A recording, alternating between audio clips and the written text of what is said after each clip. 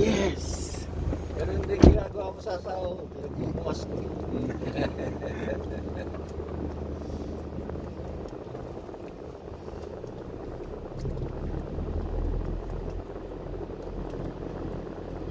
Ano kaya kung isan lamang na natin to dyan sa Okada yung sasakyan ni Ma'am? Tapos pag kukunin na ron, paglalakad pa, pupunta ron. Ah, Bawal kasi. Lalakad ka lang. Dito na, ano? oo, akit tayo.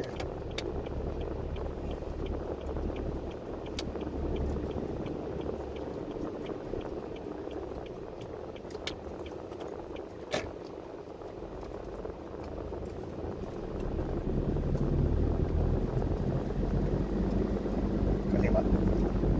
Bawal kumana. Ayan na si Ma'am. Asa? Ayan, mag-aantay na din. Ate na rin. Ayan. Siguro pumarka na lang kaya para hindi tayo masita pa ulit. Ayan. Oo nga, ano.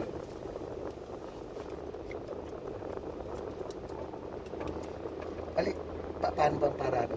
Akas na lang. Hindi natin may lalabas yung painting. Hindi. Tama yan. Hindi, atras daw siya. Diyan na lang. Kaya. Para mailabas natin ang